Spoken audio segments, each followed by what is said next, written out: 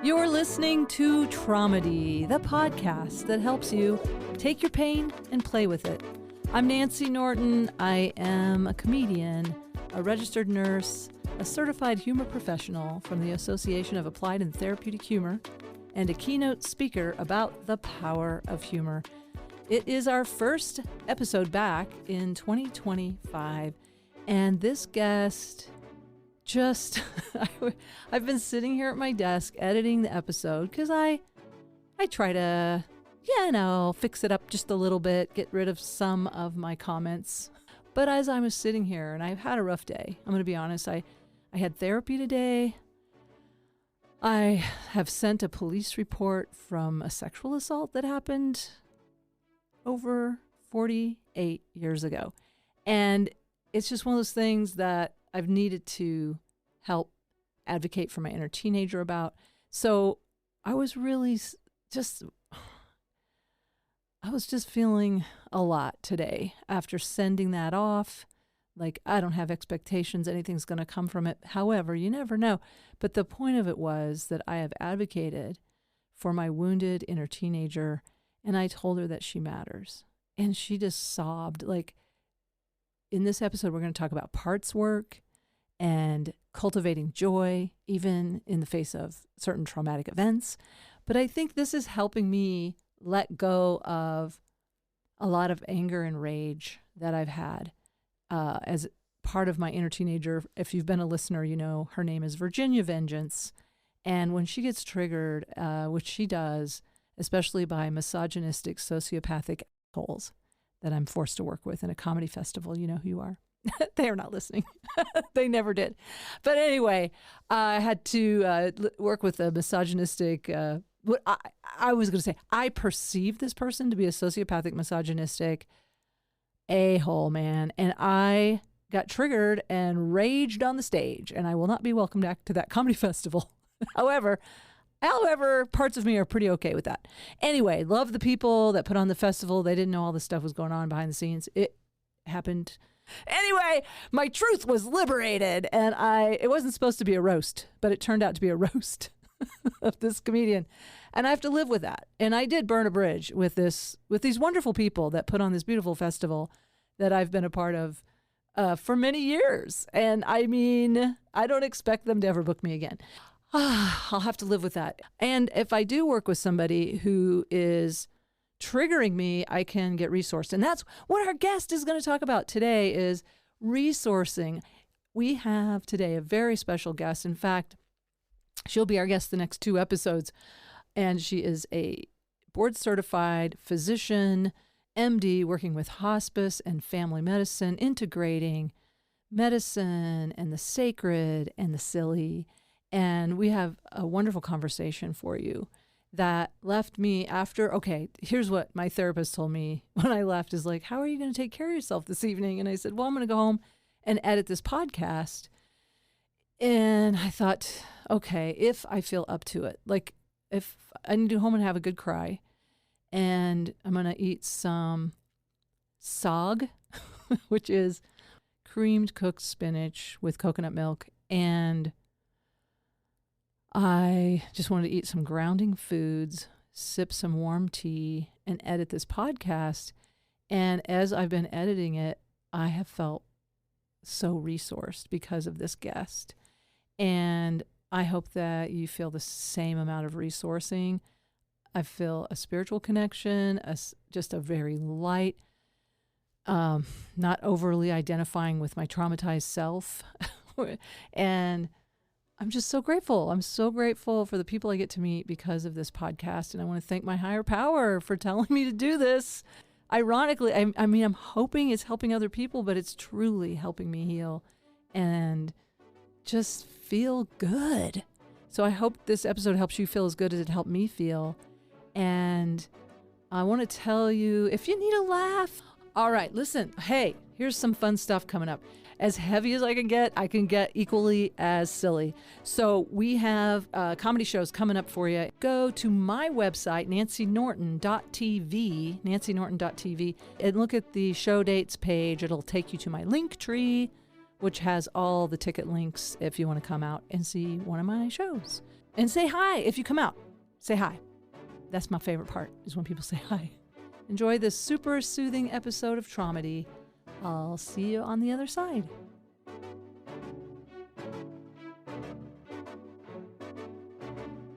Welcome to Traumedy. My guest this week is a medical doctor who I got to meet recently and take a walk with, and we talked about so many ideas. She has a specialty in hospice care and family medicine and so much more. Welcome, Rohini Kanniganti. I think the angels like the clapping, so I always clap. Was it a little over the top for you? I love that it just made you laugh out of the gate. It's kind of, I feel like now I'm on a circus stage and I can start doing somersaults on, on the left side, then over there, jump onto the, to the high bars and swing around like a monkey. And then here come the tigers and the elephants. And I'm dressed really cute and I'm riding the elephants. And was it too much hype? Is that what you're saying? No. All right, welcome to the big top. Yeah. On the main stage, on a trampoline, a medical doctor on a trampoline. Yeah. Okay, so yes, exactly. Just imagine throughout this podcast that I am jumping up and down on the trampoline. And sometimes sitting on it just to, chill for a minute, but then, jumping up and down. Yeah, occasionally. What is it called when you're in Savasana or something? What is that called? Yeah, the Shavasana. Shavasana. Or the Savasana, yeah, the corpse pose in yoga, right? Yes, exactly. What a great segue, corpse pose. Because exactly. You do a lot of work with integration of both worlds, using all kinds of modalities, integrating Western medicine with other alternative medicines like psychedelic therapy. And then I asked you to write down some of your credentials, and it's like an eye chart over here. There's so many acronyms. I was like, now I'm a nurse, and I'm like, what is MSPH again? And what is MSPH? Is Masters of Science in Public Health. In public health, and HMDC is Hospice Medical Director certification. Oh, Hospice Medical Director certification. It also could be a rapper. It could. HMDC in the house. Yeah. Yeah. Happiness. We could do a little. I don't know. I'm too white scratch on that. And yeah, you can scratch. Just yeah. I'm too Irish to rap. I'll tell you right now. I don't think I'm allowed. And then, is there anything I've left off the eye chart that honestly, between my dyslexia and my poor vision and cataracts, I can't read everything. What else is up here? You be the MC, I'll be the MD. The MC and the MD are in the house. So, is there anything else on our board of many acronyms that I maybe omitted that we should include? Let people know you've worked hard for all of these acronyms. I don't know that I have more acronyms, but yeah, I would like a few more acronyms if you don't mind. Can I claim some? Sure. I'll claim LOVEJOYWEIRD. I love that one the best. Can you add an O for Nance? POET. CAT Mama. Aww. And then definitely, yeah. I mean, really, it should have all been preceded by Mama. Mama. So Mama, as a mama of a child, is that what you mean, or just Earth Mama? Yeah, all the mama. All the mama. All the mama. Sacred mama energy. Sacred you mama channel energy. the mama. I do, and I don't even know that I do it because so frequently, this way jumping. People have no idea what I do, but people that I work with. The students that I work with and the patients, and they'll just look at me and they'll say, "Bless me, Mother." Oh, and they, without being prompted, they just know. Yeah, they feel that mama energy. Yeah, or I'm receiving the Mother through your eyes, or yeah, and in that, like the beautiful, many, many, many, many, many beautiful mothers of the world over, known and unknown, quiet and out there. I take my place in offering an unconditional embrace. Wow. Beautiful. Man, who couldn't use an unconditional embrace? Who couldn't? I have to use a hammock as a proxy myself. That is my Mother Earth, the trees. I ask their permission, and then I ask Mother Earth to hold me because I need it. I need to be held.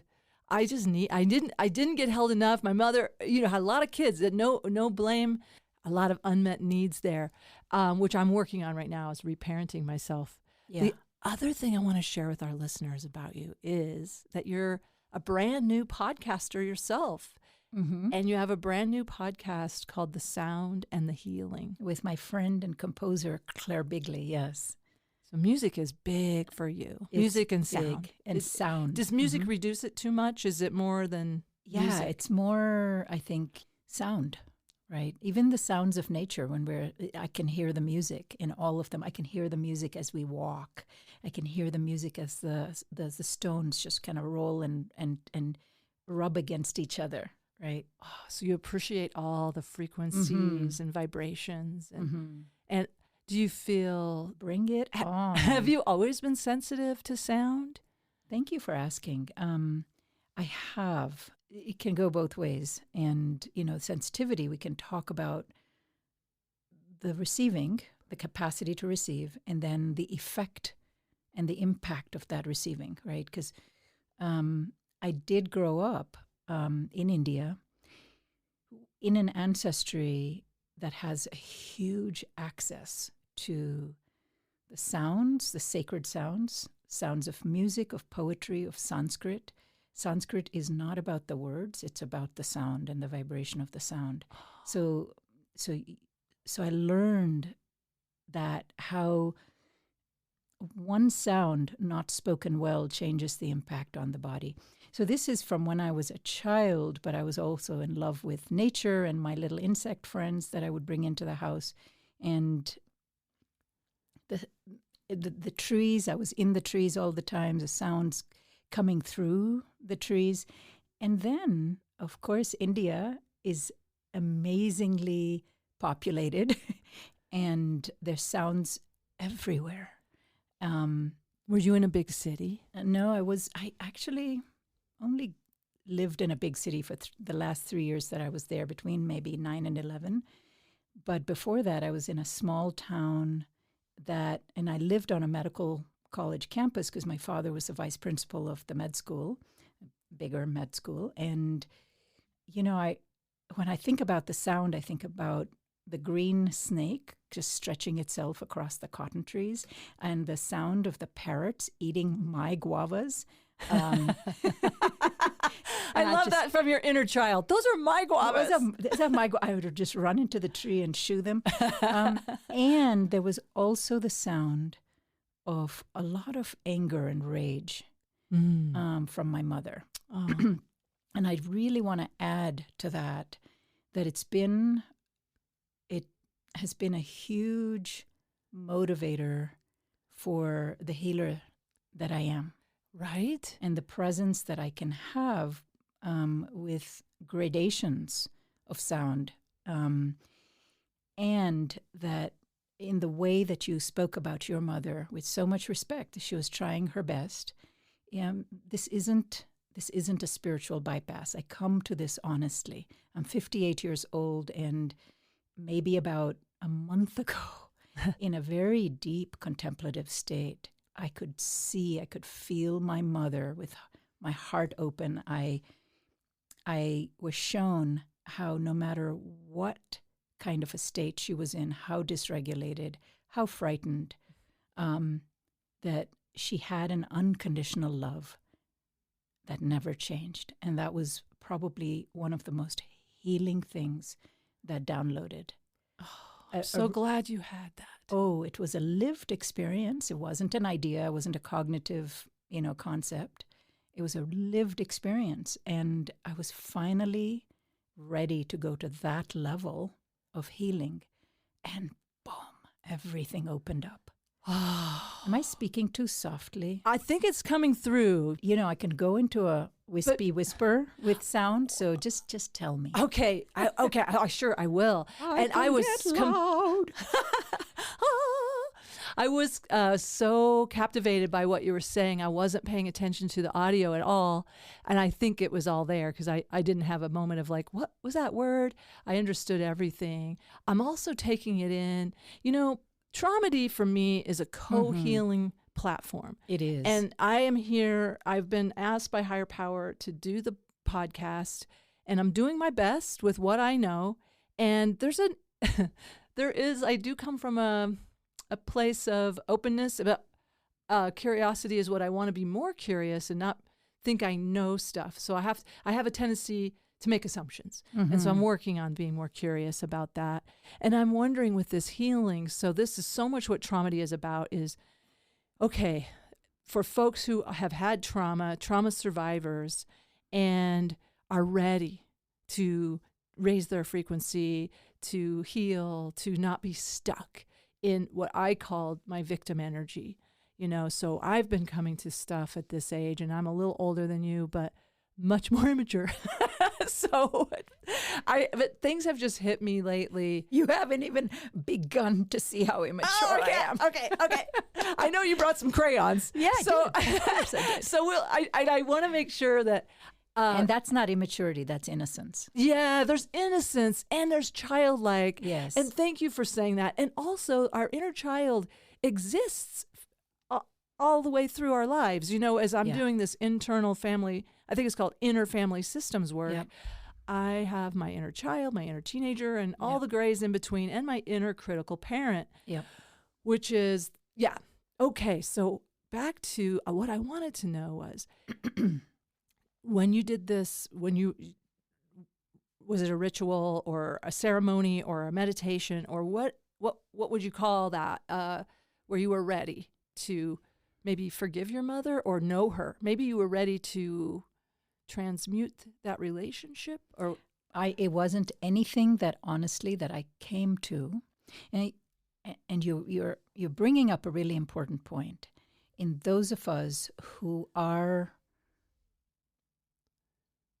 in the field, opening our heart to healing, that there is a huge trust that it's going to unfold at the right time. Mm-hmm. We just show up for it. Now, you know, I think it's a wonderful thing that we show up for therapy, we show up for co-regulation in all of the ways that we do with friends, with family, with partners, with community, with the world, right? And receive insight, read the books, listen to the podcasts, all of that work in therapy and work with spiritual teachers. All of that is so important. However, we can then become very attached to being a work in progress, just like we can become very attached to, I'm a traumatized person. I have worked with my traumas so much of my life, and maybe a year or two ago, it wasn't that long ago, suddenly one day I felt like I'm no longer identified as a traumatized person. Yeah.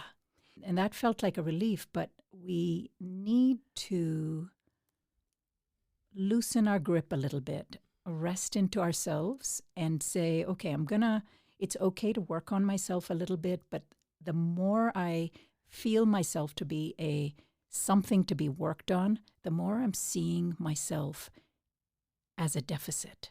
Yeah. Which is modern medicine, right? It's a deficit model in many ways. So is psychotherapy, right? We pin labels on people and, okay, I'm here to overcome my depression. Labels are really okay as long as they're sort of a vehicle that you can drive to get the support and the help and the love that you need. But if we identify overly with being a deficit, we forget, which is why my work, Cultivating Joy, is so much about claiming audaciously that we're amazing Yeah. We're amazing within which some work is happening, Yes. right? And therefore, it unfolds. Trust the unfoldment. I love what you're saying. I came to me recently about like a self-aware toddler who's kind of pushing themselves to learn to walk Yes. and run. And it's like, Yes. it's going to happen. You are going to walk, run. I mean, for a typical child. Now, for someone with disabilities, I firmly believe this from my work with Brian Weiss, Past Life Regressions, that people who come into this incarnation with disabilities are the truly gifted people spiritually in so many ways. Yes. So I just want to make sure I'm not like, I don't want to exclude and be an ableist here, but I'm just saying a typical toddler learning to walk that's like, like I should be, pulling up by now. And like even parents can sometimes, like we go to the pediatrician and we look at these landmarks of development, and it starts so early, with the growth chart. My son is from Nepal. He was always he wasn't even on the growth chart. He was so petite, So there's always this feeling of like, oh, you're not conforming on the spectrum here. So how do we help people? It's a complicated thing. Like we have grades in school, we have measurements as peer-reviewed studies, and right. How do we get off the nomenclature and the charts and graphs? I don't know. Is there any hints about that? With the word "and." Yes, and. Yes, and exactly. I mean, I think that I bridge the science and the sacred. I bridge the science with the heart. And in fact, I do believe that science emerges from a curious heart. And I trust the scientific method, and the reason that I trust it is because science, a true science, allows me to question myself out of existence and my ideas. I got to take that in. Help me understand that. True science allows me to question myself out of existence. Yeah, if necessary, right? Okay. That I can question and question and question. Science, the process of science, allows us to be curious and to question. So all of these normative concepts that we have around, say, growth charts or whatever, they are helpful. It's that somebody didn't tell us that we're much bigger than that.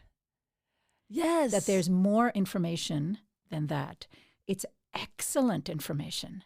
It's just not all of the information. My children, we didn't put pressure on them, talking about kids, to walk, and they both walked when they were ready, probably when they were 15 or 16 months old.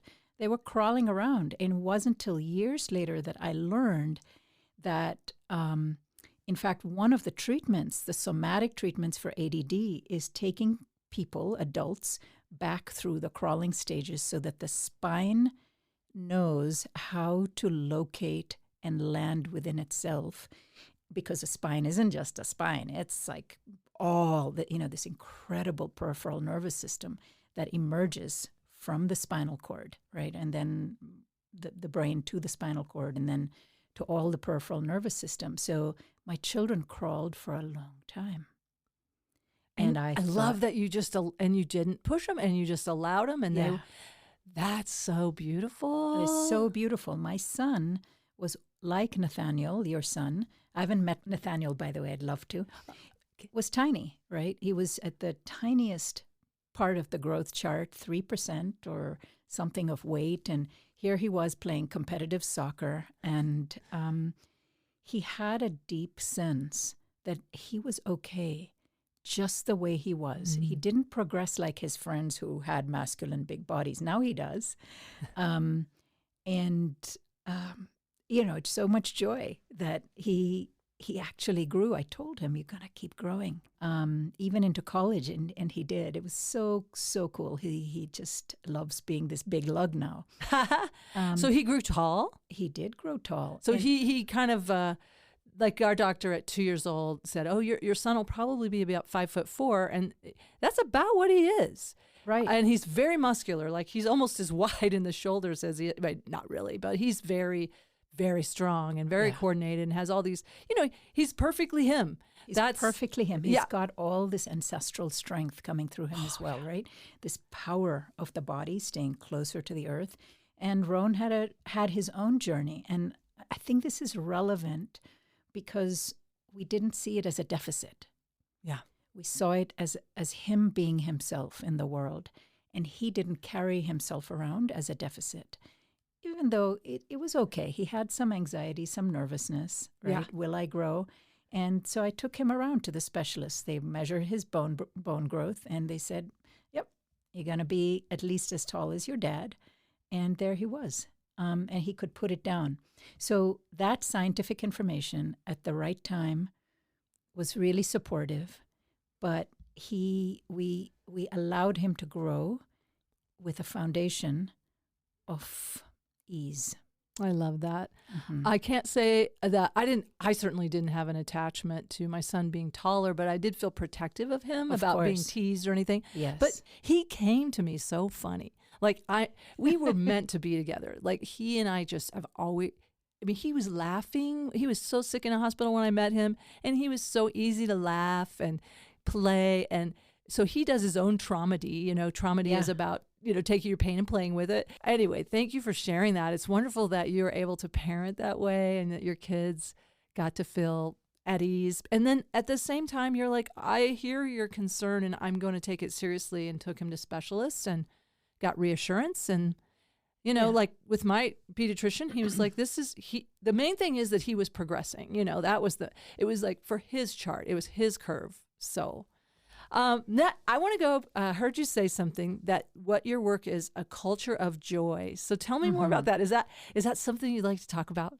I do. I when I first came, I don't know why this word joy why the angel of joy had to be coming through me. But when I first moved to Boulder, this is where you and I are, that I started to go around and do a talk called Prescription Joy, using yourself as medicine. And it was all of the self, right? And then the self expands to all of the nested attachments and belongings, right? All of life, right? And then more recently, in the last year, I met this remarkable woman called Jane Gumpel, who's a social worker living in New York. And she runs a series of retreats called Cultivating Joy, and asked me to come and be a faculty with this. Oh. And so I had, I'd gotten busy with life, with being a mom, with being all these things on this board. All those things on the board. Yeah. But the joy had always been there. It was really building in a way quietly. And here I was. I went, cultivating joy, right? It's the prescription. And the things that I have known are only expanding, and it's a beautiful, beautiful opportunity. I was sitting at home kind of preparing for this conversation in a way, and I was shown how do you, to visualize this, of course, while jumping up and down on the trampoline, as a flower, right? And the center of that flower, it comes back to this kind of a dichotomy that many of us have, which is, am I traumatized or am I spiritual and happy?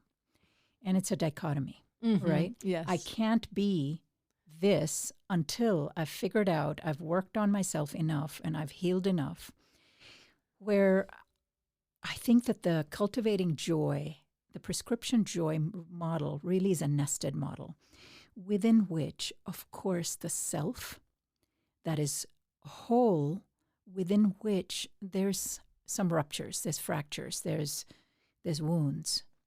And that's at the center, and that's okay for us to look at it. And surrounding that are layers and layers of self-presence that are way beyond the trauma. And I think that it's so important like a lotus, really. Petals and petals Layers. layers of presence. And, what, I'll just give a personal example, if that's okay. In the last 2 days, not today, but Tuesday and Wednesday, I was doing a DEA. I've had a response from the DEA about an application that I was doing in New York to be certified in New York.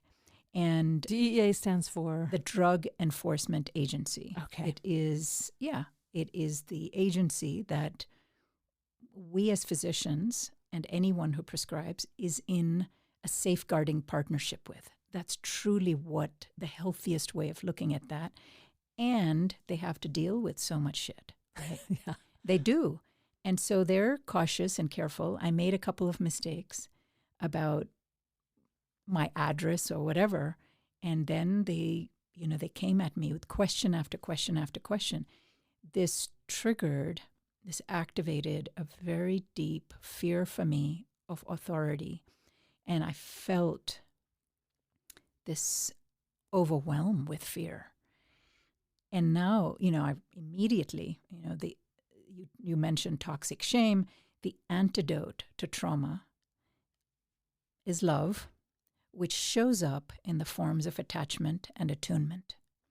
I immediately reached out to a bunch of helpful people in my life, people who could guide me through this. And I also had the endurance necessary for this state, right? In this way, our fears, our shame, our traumas are a source of disability, right? We have to limp along with them and love them. And I kept using the tools that I had of gratitude, of openness. Let's see how this is unfolding. I'm going to do my best. I saw that I wasn't feeling grounded. I wasn't jumping up and down on my trampoline, but that it was unfolding exactly as it should, that there was something deep that was unfolding. And so are you saying, did it help you release an old trauma by activating it in some way, like acknowledging something that hadn't had a chance to be worked through yet? Great question. Right. I mean, I think we feel to heal. Matt Kahn says that. Matt Kahn's a teacher. My recovery work, we say we got to feel it to heal it. But we feel to heal. Yeah. And acknowledging it and and having that, but getting that perspective of, getting out of what we call a takeover in my program, or a takeover trigger, where you really feel that sense of powerlessness and anxiety, and you go into that midbrain place where you can't access all the major lobes of your brain to have that creative problem solving. Right. And it can it can lead to paralysis, but you knew, right, that's not me. Something is happening, right? And today in my shower for the first time, I said, what else is there? Okay. So there's this, I could see that the fear was like a hurricane. Oh. And then I could see that there were birds, and I could visualize birds flying in the sky. I could see flowers. In my imagination, all the things in the world that I consider beautiful, they're all going on. Like David White says, everything is waiting for you, but we can't force it, right? When we're in this traumatized state, it hijacks that bigger, wiser mind. But I was calmed enough that I could bring it all in, and it was an and process. I was held within those layers safely.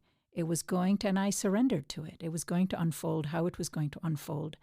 And then I think this was now a couple of hours ago, I reached out to one of my deepest friends, a spiritual teacher, Laurel Freisch, who's also my therapist, who can meet me at any level that I'm at.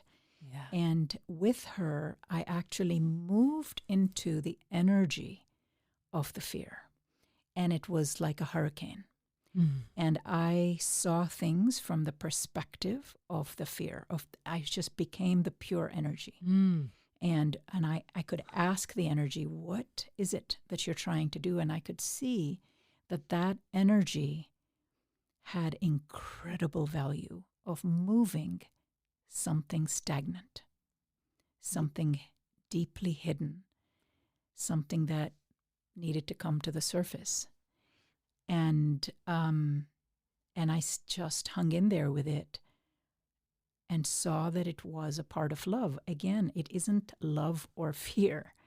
Right. Love permeates through and through fear. And in fact, fear is a manifestation of love if we can really feel into the energy. However, in the thick of it, we need others. Right. This is where we need the attachment and we need the attunement. Oh, attunement is, and that goes back to your music again.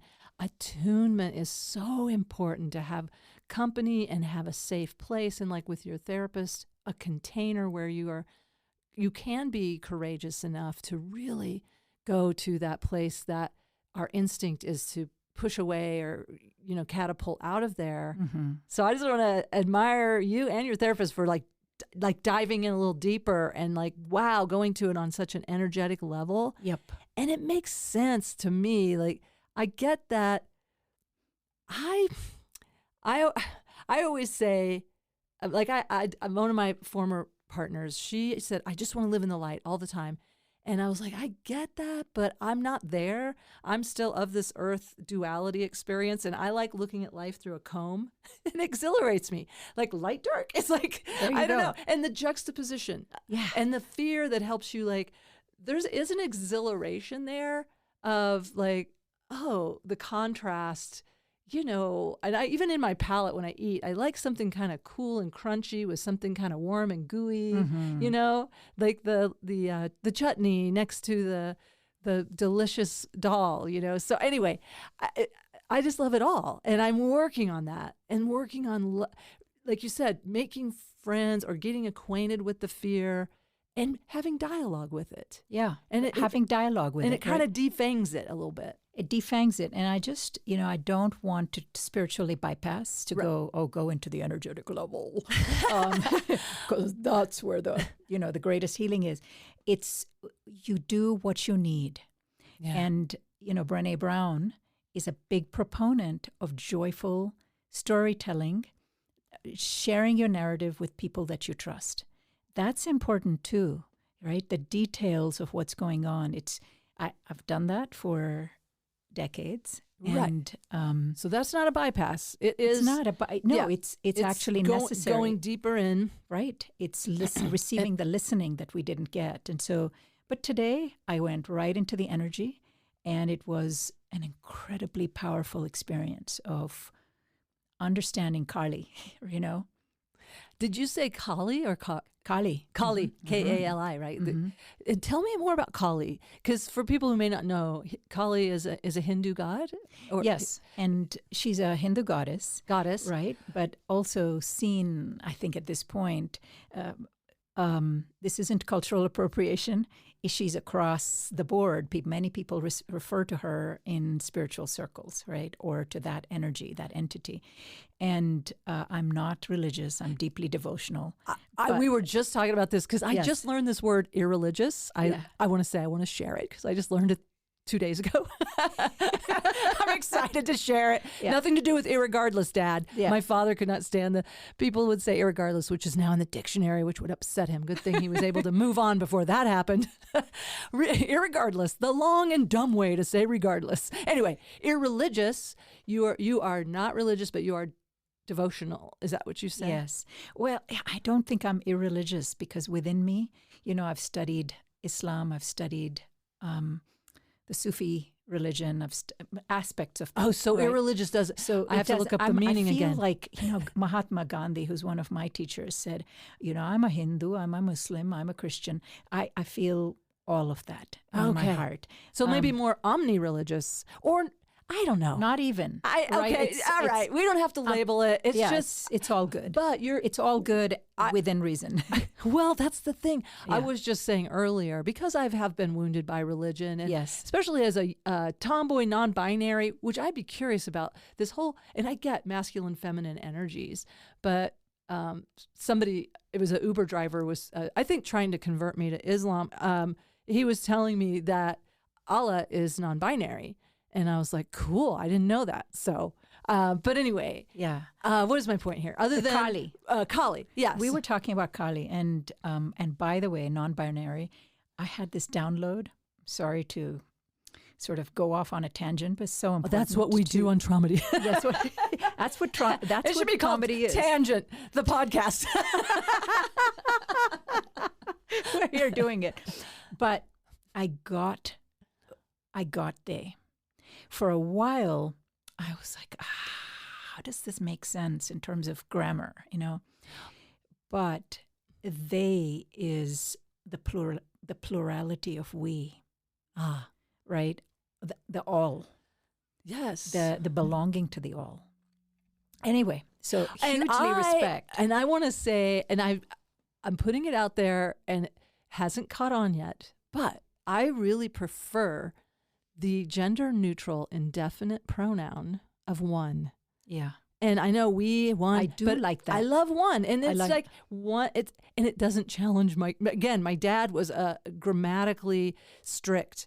And so he would correct my grammar. We were from the Ozarks, but he just wanted us to speak well. Anywho, one would like to go back to Kali. One would like to go back to Kali now.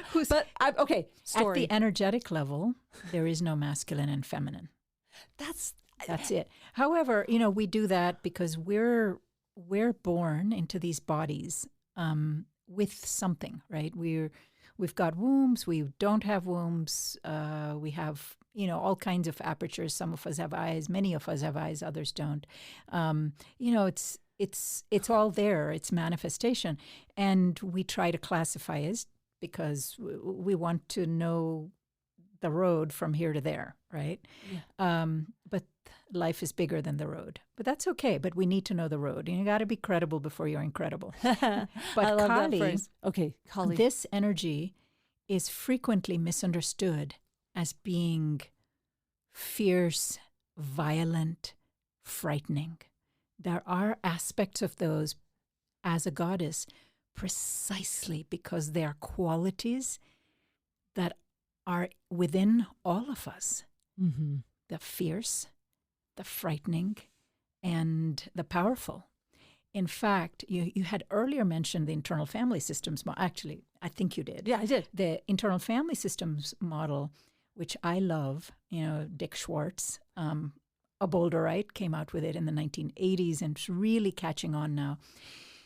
As a way to integrate, I love it because when internal family systems talks about the self-presence, by the way, I gave a printout to my children of something that Dick Schwartz calls the 8 C's of self-presence.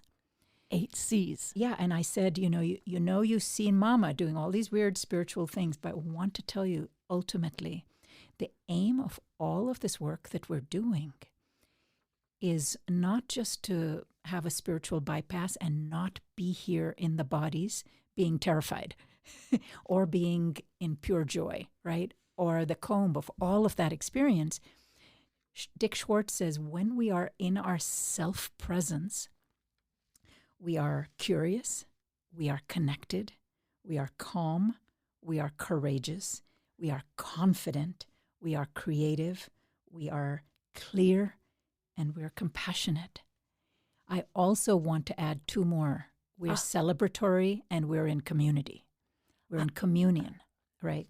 And if you think about Kali in that space of pure courage in the face of life's unaccountable, unpredictable fierceness, then we can say this is also divinity. Right. This is our self-presence in divinity. A couple of years ago, I was doing some EMDR on myself. This deity, suddenly, because my brain is programmed with all these images, showed up as a guide within that EMDR experience. And her lion that she sits on, according to the Hindu manifestation, came up too. And at that time, I was terrified because I was having a near cancer diagnosis and I was waiting for results. And I was waiting to see if this LEAP procedure that I had, I don't mind being really transparent, it's so important.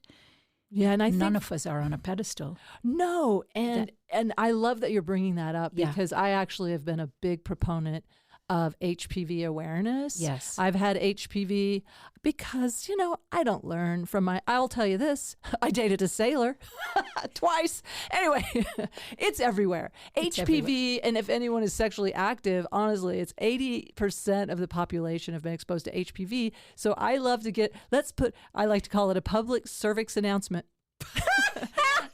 It's an old joke, but I'm using it. And it's a no shame zone. It's a no shame. Get up there in those stirrups and scoot, scoot, scoot. I also have had a LEAP procedure and I had 2 LEAP procedures, and it turns out that actually I did all this work on myself, energetic, emotional, what do I have in there? Because the HPV was hanging out for 5 to 6 years. Anyway, Carly showed up, her lion showed up, and the lion said, I'm going to teach you to roar, because my heart was beating, waiting for that telephone call. I just want to name it because I want to normalize that it is such a human experience waiting for a diagnosis. That's why the Cultivating Joy is so important. I want to come back to that. But in that place, my heart was going 1,000 miles an hour, and the lion said, what if you take on my presence? How would I act in nature if I was truly sick and somebody was coming towards me, a threat was coming towards me? The lion said, how would I act?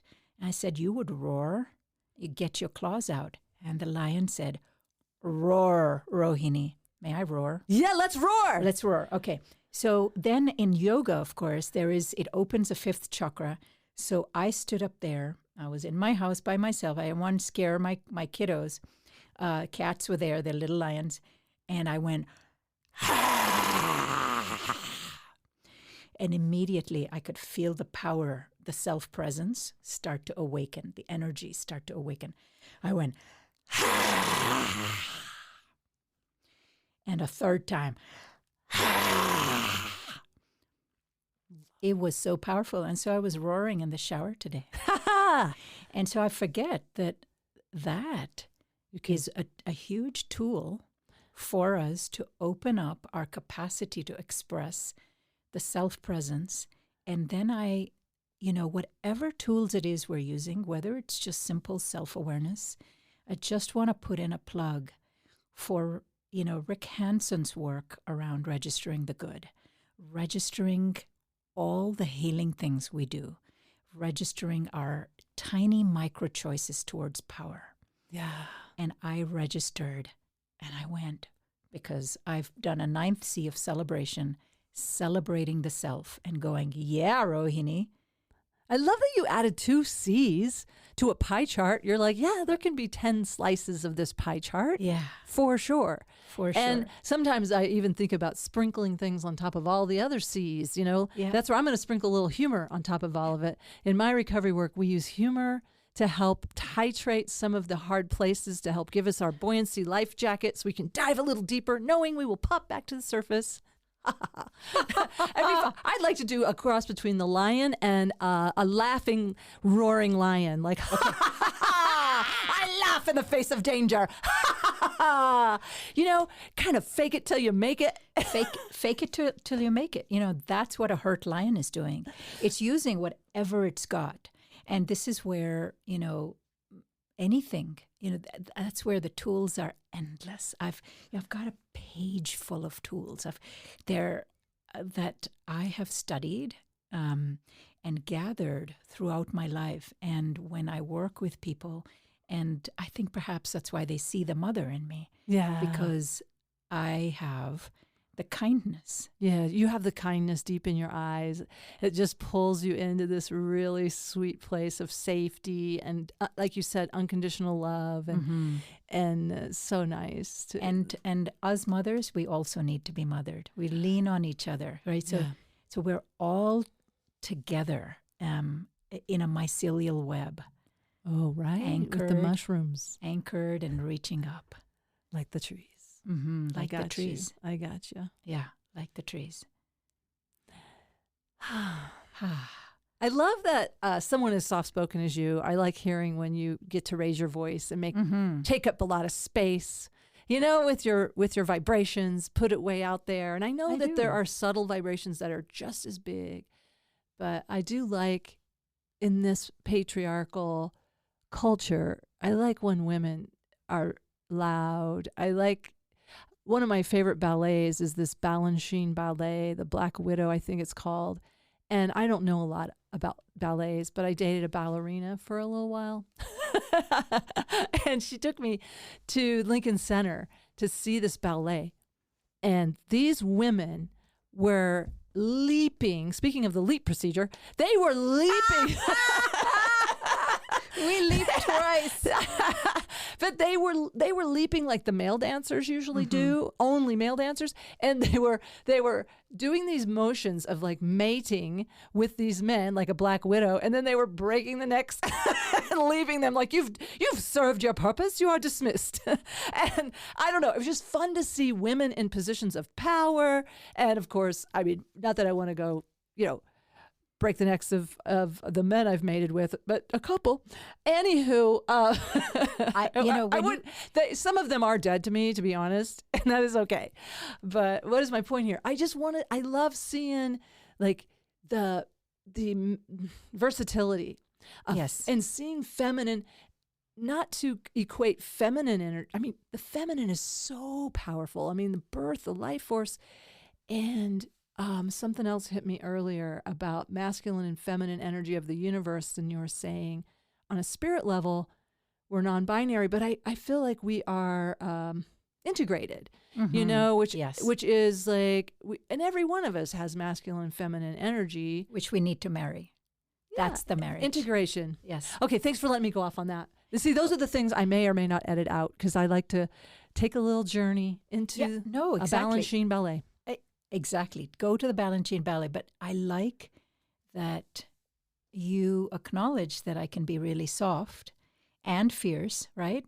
It's the whole range. And I pulled up one of my favorite all-time songs, Mr. Rogers.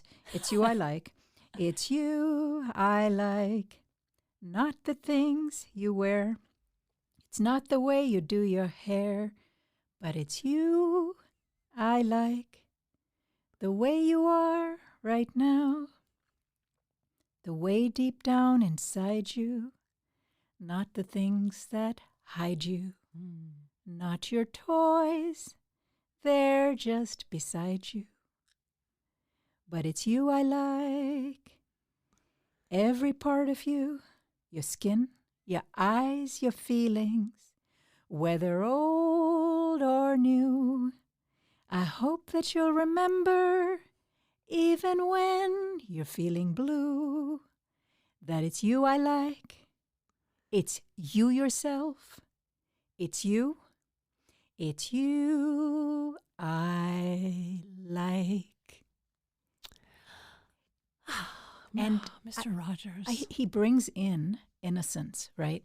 So when I think about cultivating joy, in the presence, in the face of grief and loss, in the face, because I'm a hospice doc, see this all the time, in the face of life's complexity, my interactions with the DEA, whatever it is we're struggling with, that it's okay to cultivate that neighborhood, as Mr. Rogers called it, or in my words, cultivate the kindergarten playground, right? Because that play is so important. And to know that we're going to encounter, even if we can just let go and loosen our grip on the word trauma, which is so big and important right now at a systemic level, I don't want to downplay it because it's really, it's in our bodies and it has to be acknowledged. But we can just loosen and soften our grip on that for a moment and say that we're going to, if we haven't encountered it in our lives, we might. We might through people that we love. We might through our own bodies. We have to face ourselves getting old, getting sick, right? All of the losses. But if we can see that grief and loss are kids on the playground that are going to be probably powerful and loud, and that when they get going, they may kind of take all of the teacher's attention. It's okay. But before things happen that, they're dormant right now. Let's say they're dormant right now. They're kind of resting, right? Yeah. That we empower and we cultivate the kid who writes poetry, the kid who brings crayons, right, and draws out their feelings, the kids who loves bouncing on the trampoline, and the kid who loves beauty, the kid who loves dressing really nicely every day to school, the kid who loves to sing. This is the clown, the laughter, the kid who plays practical jokes, the kid who knows everything, the kid who makes shit up and convinces other people, the influencer. If we spend time with all of these, psychology might call them resources. I'm going to call them our gifts. And there is this concept, post-traumatic gifts. Right. Yeah. And that it doesn't end, right? The at the center of my flower was the dichotomy, Are you working on healing your trauma, or are you working on living with joy? It's neither, it's both. It's both and. It's both and you can cultivate joy even with parts of ourselves that are yet unintegrated, yet unseen, yet invisible, and yet wounded and hurt, or, even parts that are really difficult for us to love. We get to love everything, and we get to be tender, put our hands on our hearts, that before we extend tenderness to others, that we extend it to ourselves and put our hands on our heart and say, I love you. And to all those parts of us that we don't know how to love yet, that are hard to love, our jealousy, our harshness. Maybe we don't tell the truth all the time. Maybe we're cheating on our partner. Any of the worst things we can think of that we reject in ourselves, put your hand there, and even if we don't know how to love ourselves, we get to say, I want to love you. And even the wanting to is a source of joy. It starts to make us the parents of our own experience, the divine hugging mother, the Kali and the Lakshmi and Mother Mary, right? And, divine mother of the universe. Divine mother of the universe that is represented in every culture. Yeah. And the Divine Father, too. Yes, right? Let's remember the Divine Father, too. Yeah, let's honor the Divine Father. And that, too, not interested in a dichotomy. Right? Early on, you said forgiveness, and I talked about my mother and about seeing how her unconditional love, even when she was totally, in rage or totally dysregulated. And you said you came to forgiveness. I've struggled with the word forgiveness all my life because it felt like, who am I? And it's my ego forgiving another ego. How far do we get on that road, right? However, and my friend Karin Drummel, who's an incredible trauma therapist, says premature forgiveness is like putting whipped cream on shit. Okay, let me be with that for a second. That's really funny. Give it its due, because that's my because drop. There is, you can feel the BS in it. It's like you can feel the BS in it. Putting that whipped cream on crap. However, I feel like my body is filled with this grace that might also be called forgiveness, right? And for me, it's, I think it took, I will say this, and I have a suggestion, because we're at an hour or so, I would love to do a part 2 if you want to hang out. Yeah. We get some more tea, we'll come back. Yeah. Because I feel like there's so much here that we could talk about. Yes. That we've opened up the subjects. Oh, yeah. But in closing of this, this part 1, yes. It took psychedelic therapy for me, and particularly I did MDMA therapy, and it was, I needed it. I needed that medicine to have self-love, to be able to open my heart to myself And then, and only then, for me, I'm just saying, could I begin to have compassion? And I merged with my mother during that 6-hour journey. There you I go. merged. I was her and I was me. And Yes. my soul asked her to do these things to me, to give me these gifts. And it was, Yes. and I get that sounds, oh, I see. You're just trying, little girl, not to feel that powerlessness. Oh, I felt it. And I can still go there. Like, there's accountability on a human level, but I do know it with all my heart. She did her very best. And there was a part of her psyche that agreed. It was like a soul agreement that she will play her part and I will play my part. And it was not a fun part for her to play, I don't believe. When we come back, I'm going to read to you a Thich Nhat Hanh poem. Okay. So it really connects to this. Okay. And then we'll talk more about cultivating joy, some of the resources, maybe, I don't know, maybe some practical things. Yeah, for many folks practical things. That kind of like this will be the workbook companion part 2. That's right. Of Traumedy Yes. with Rohini Kanniganti, Such a pleasure. MG, and many other things. All right, peace and love. Tune in next week. Thanks. Much love. I want to thank my guest, Rohini Kanniganti, MD, and so much more. You can find her online. Isn't it amazing how many references she made to help her healer people, that she can just know, like, oh yeah, Dick Schwartz is from Boulder. And she mentioned Matt Kahn, David White, Rick Hansen. Go to the show notes to find links to Cultivating Joy. I think I definitely will put a link to Interfamily Systems work. I also want to thank my son, Nathaniel Norton, for making this music loop for Traumedy, and thank you, the listener.